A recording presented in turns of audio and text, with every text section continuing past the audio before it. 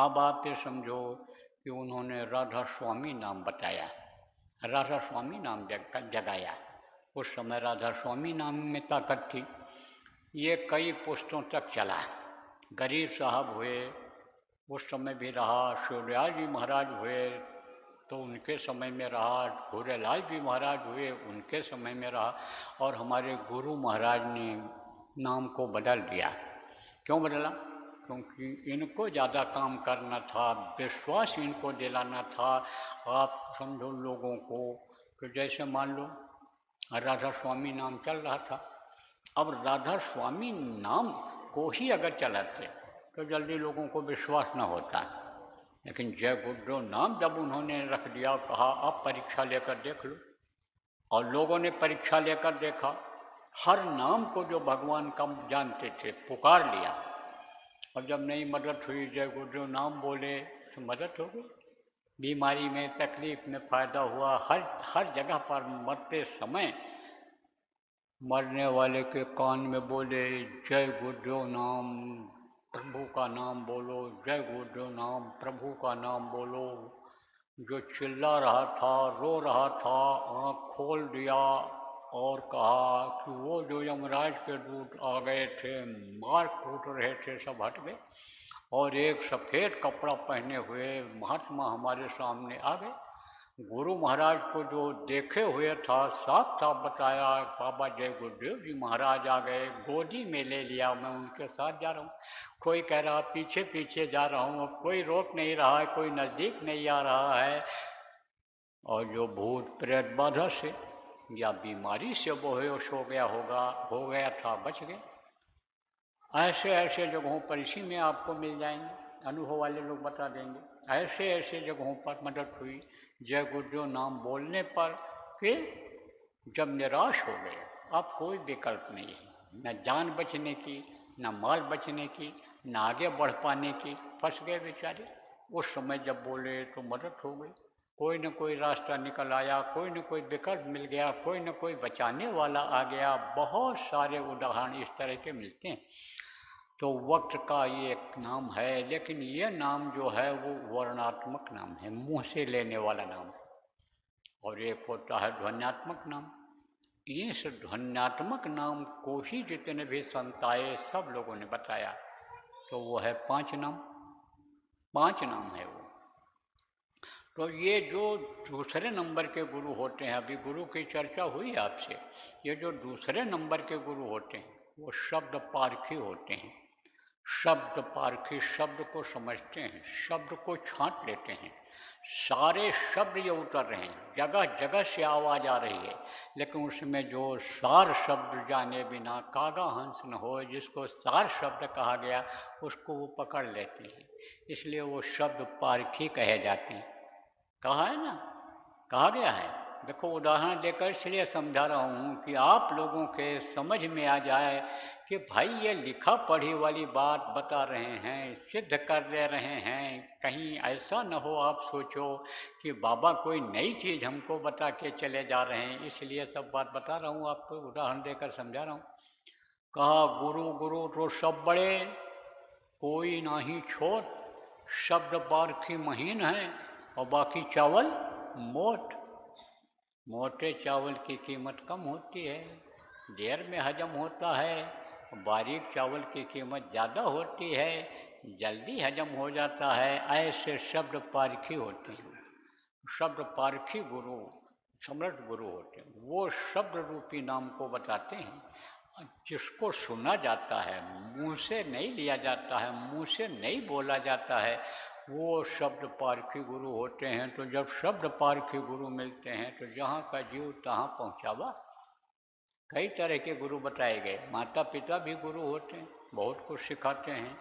आप ये समझो पड़ोसी गुरु होते हैं, विद्या पढ़ाने वाले गुरु होते हैं। आप समझो जिसको जितनी जानकारी होती है, जैसे राम का नाम ही भगवान का नाम बताने वाले गुरु होते हैं। कोई कृष्णाय नमः ही जपाता, कोई नमः शिवाय जपाता है, कोई जो है और नाम देता है, शिवम नाम देता है, तमाम नाम देते हैं लोग। गुरु अभी हैं, उनको जानकारी वहीं तक है तो वो वहाँ तक का बताते हैं। लेकिन 7वां गुरु शत शब्द लखावा, और जहाँ का जीव तहाँ पहुँचा हुआ। शब्द को परखा देते हैं, शब्द को निहार पकड़ा देते हैं, शब्द की डोर को पकड़ा देते हैं, शब्द की जहाज पर बैठा देते हैं, तो ये जो जीवात्मा है ये परमात्मा तक पहुँच जाती है। तो अब आप ये समझो प्रेमियों कि जैसे बताया दो तरह का नाम होता है। वर्णात्मक नाम जो है वो ये इस वक्त पर जय गुरुदेव नाम है। आप परीक्षा लेकर देख लेना, कहीं ऐसे भी बोलते रहोगे, चलते फिरते बोलते रहोगे, मन साफ रहेगा, बुद्धि सही रहेगी, लेकिन सार शब्द जाने बिना, वो सार शब्द कौन है ये आपको आज बताऊंगा। क्यों बताऊंगा? क्योंकि आदेश है हमारे गुरु महाराज का। संतों की एक परंपरा रही है कि जब शरीर छूटने को, उनको छोड़ने को जब हुआ है, तो किसी न किसी को ये काम इस धरती पर दे करके गए हैं, बताए हैं कि अब इस काम को ये करेंगे। तो मुझ ना चीज़ को हमारे गुरु महाराज, ये जो बाबा जय गुरुदेव जी महाराज के नाम से प्रसिद्ध थे, मशहूर थे, जिनकी ये तस्वीर लगी हुई है, ये गुरु महाराज घोषणा करके गए थे। अपने जाने से इस दुनिया संसार से कई साल पहले ही बोल के गए थे, सत्संग में बोल के गए थे, हमको खड़ा करके दिखाया था लोगों कि ये नए लोगों को नामदान देंगे और पुरानों की संभाल करेंगे। और भी बातें उन्होंने बताई थी, लेकिन मोटी बात यही है कि संभाल करें। तो संभाल वाली भी बात बताता हूँ, सबके संभाल की बात बताता हूँ। किसके संभाल की? जो गुरु महाराज के नामदानी हैं उनकी भी संभाल की बात बताता हूँ। जो पहले के संत अनिल रहे हैं वो नाम बता के गए हैं, उनके ही चाहे कितने ही उत्तराधिकारी बदले हों, लेकिन वही नाम जो बताते हों उनके लिए भी कह करके जा रहा हूँ, उनकी भी संभाल की बात बताता हूँ। तो सबसे पहले तो संभाल वाली बात आप ये समझो, जो गुरु महाराज के नामदानी हो, बाद के हो, ये संभाल वाली बात समझो। आप जो और किसी गुरु के, संत मठ के गुरु के नामदानी हो, आप भी समझो। देखो, जो गुरु कहें करो तुम सोई, और मन के कहे करो मत कोई। विश्वास के साथ, श्रद्धा के साथ आप अगर करोगे तो आपको फायदा दिखेगा। आपको विश्वास नहीं हो पाता है, विश्वास फलदायकम। सच पूछो तो ये जो मूर्तियाँ बनी हुई हैं, जिनको भगवान मान लिया जाता है, कैलेंडर बन गया, कोई राम कृष्ण बन गया, कोई शिव बन गया, फोटो खींच गया, कैलेंडर छप गया, लोग लगा लिए अपने घरों में, भगवान मान लेते हैं। तो वो तो भगवान है ही नहीं। अगर भगवान होते तो एक रूप में रहते। 10 आदमियों के यहाँ कैलेंडर लगा है तो 10 में फर्क रहेगा, क्योंकि एक ही आदमी का जो बना था रामलीला में, रामलीलाएँ बहुत जगह होती हैं, तो उसमें चेहरा एक जगह तो ऐसा सब जगह का मिलता नहीं है। इतने आदमी बैठे हो लेकिन चेहरा किसी का मिलता है? लाखों करोड़ों का नहीं मिलता है, तो उनका कैसे मिलेगा? मूर्तियाँ बनाई जाती हैं, लेकिन फर्क कुछ न कुछ हो जाता है। इस समय पर राम भगवान का नाम बहुत लोग जान गए, विश्व जान गया। अभी जब ये राम मंदिर बना और वहाँ पर मूर्तियाँ बनवाई गईं, तो 3 आदमियों ने बनाया था मूर्ति को, और तीनों में छाटा गया कौन मूर्ति अच्छी है। इसका मतलब फर्क रहा कि नहीं रहा? तो इसको कौन बनाता है? मूर्तियों को। मूर्तियों को आदमी बनाता है, स्थापित करता है, मंदिर भी आदमी बनाता है, और मान्यता भी आदमी ही देता है। लेकिन लोगों का श्रद्धा है, विश्वास है। किस बात पर विश्वास है? भगवान पर विश्वास है, और उसमें आदमी जाता है, मन थोड़ा साफ होता है, कर्म लोगों के करते हैं, पैदल जाता है। ऐसे भी जाते हैं लोग, धन खर्च करते हैं, जो इधर उधर खर्च कर दिया गलत जगहों पर, उसमें कुछ सफेदी आती है तो श्रद्धा बढ़ जाती है, कुछ न कुछ फायदा हो जाता है। भोजन करा दिया गरीब को, कंबल बंटवा दिया, ये सब कर दिया, इससे क्या होता है? धन की बढ़ोतरी होती है।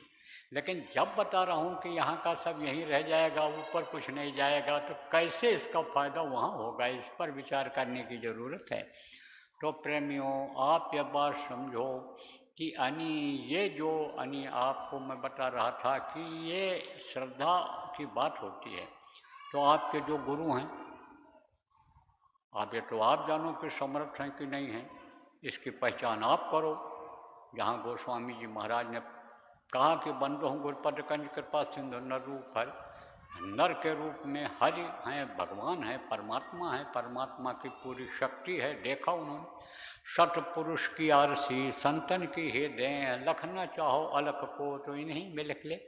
संतों में जिसको लोगों ने अलख कहा उसको देखा कि अलख है इसमें हमको दिखाई पड़ रहे हैं, जिनको अलख लोगों ने कहा वो हमको दिखाई पड़ रहे हैं। ऐसे ही कहा उन्होंने, किसने? गोस्वामी जी महाराज, कि हमको हल दिखाई पड़ रहे हैं, हमारे गुरु में प्रभु दिखाई पड़ रहे हैं। तो कहा भाई पहचान कैसे करोगे, पहचान कैसे करोगे? तो कहा शिर गुरु पद नख मणिगण होती और सुमिरत दिव्य दृष्टि ही होती। पैर के अंगूठे के अगले हिस्से को याद करते ही दिव्य दृष्टि खुल जाए। दिव्य दृष्टि किसको कहते हैं? नए आदमी आए हो आपको बता दें। दिव्य दृष्टि आत्म चक्षुषु नेत्र किसको कहते हैं? देखो दो आँखें ये बाहर हैं, इससे बाहर की चीज़ दिखाई पड़ती है। जीवात्मा परमात्मा की अंश, ईश्वर अंश, जीव अविनाशी, वो कहाँ बैठी है? यहाँ पर बैठी हुई। एक आँख उसमें है, यहाँ बैठी, यहाँ से दिखती है। एक आँख उसमें है, उसको दिव्य दृष्टि कहते हैं। तो कहा उनको याद करते ही दिव्य दृष्टि खुल जाए। उनके अंगूठे के अगले हिस्से को, यानी इतना पावर उनमें होता है। सारी पहचान बता दिया उन्होंने। जहाँ उन्होंने कहा गोस्वामी जी महाराज, छोड़ा क्या है? उसी रामायण को पढ़ लें, समझ लें, याद कर लें, उन बातों को समझ जाएं तो भी काम बन जाए। लेकिन पाठ करने से नहीं होता है। कहा कि गुरु हैं ये। कौन गुरु है? ये ग्रंथ तुम्हारा गुरु है। अब लोगों ने मान लिया कि इसी को पढ़ोगे तो पार हो जाओगे। पोथी पढ़े पढ़े जग मुआ, पंडित भयानक हो, ढाई आखर प्रेम से पढ़े थे पंडित हो। तो ढाई अक्षर क्या है? शावधा बावधा शब्द। फिर वो ये क्यों कहते? उनकी बात ये, उनको बात कहने की क्यों ज़रूरत पड़ती या लिखने की क्यों ज़रूरत पड़ती? तो अब आप ये समझो, गोस्वामी जी महाराज ने जहाँ पर कहा कि कलयुग योग यज्ञ नहीं जाना, एक आधार नाम गुण गाना। नाम की महिमा समझ जाओ, नाम का गुण समझ जाओ, नाम का गान करने लग जाओ, नाम को पकड़ने लग जाओ, नाम को लेकर के नाम की डोर को पकड़ने लग जाओ, ये उन्होंने कहा। तो अब आप ये समझो कि वहीं पर उन्होंने कहा कि ऐसा गुरु होना चाहिए। आप ये समझो कैसा गुरु होना चाहिए? ऐसा गुरु होना चाहिए कि गुरु दीपक। आप ये समझो कि गुरु यानी समझो कि गुरु दीपक जैसे होने चाहिए। गुरु ऐसा होना चाहिए कि जो अपने में ही उनको मिला ले, जैसे भृंग होता है, ऐसा गुरु होना चाहिए। गुरु दीपक पारस गुरु, पारस पत्थर होता है, आप ये समझो लोहा को छू करके सोना बना दिया करता है वो, ऐसा गुरु होना चाहिए। गुरु गुरु दीपक पारस गुरु, मलया गिर गुरु भृंग, ऐसा गुरु होना चाहिए। तो अब आप ये समझो प्रेमियों कि ऐसे गुरु जब मिलते हैं और ऐसे गुरु जब मिलेंगे तब तो बात बनेगी। लेकिन गुरु के ऊपर विश्वास अगर आप कर लो और विश्वास और श्रद्धा आपकी इतनी जम जाए उसी गुरु पर, तो भी बात बन सकती है। बनी है, इतिहास बता रहा है। जो ज़्यादा विद्वान लोग बैठे हो, पढ़े लिखे हो, आपको याद दिला दूँ, गुरु द्रोणाचार्य ने जब एकलव्य को वाण विद्या सिखाने के लिए ऐतराज कर दिया कि तुमको हम नहीं सिखाएंगे, तब उसने उन्हीं को गुरु मान करके वहाँ पर बाण विद्या सीखना शुरू किया। अब पल पल नहीं भूलता था उनको, उन्हीं को याद करता था, गुरु को ही मान लिया। गुरु ब्रह्मा गुरु विष्णु गुरुदेव महेश्वरा, इस चीज़ की जब जानकारी उसको हुई और अपने हृदय में बसा लिया, मस्तक पर सवार कर लिया, तो सीख गया था।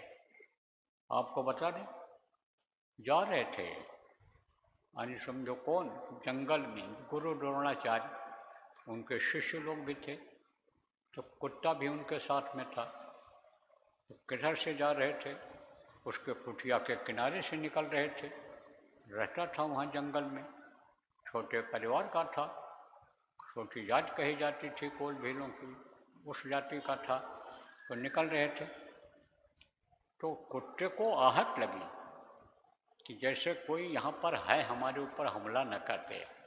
तो कुत्ता भूखा, तो उसने सोचा कहीं हमको काट न ले आकर के, तो उसने तीर छोड़ा और एक तीर से कई तीर हो गया और वो कई तीर उसके मुंह में जाकर भर गया और कुत्ते का मुंह बंद हो गया।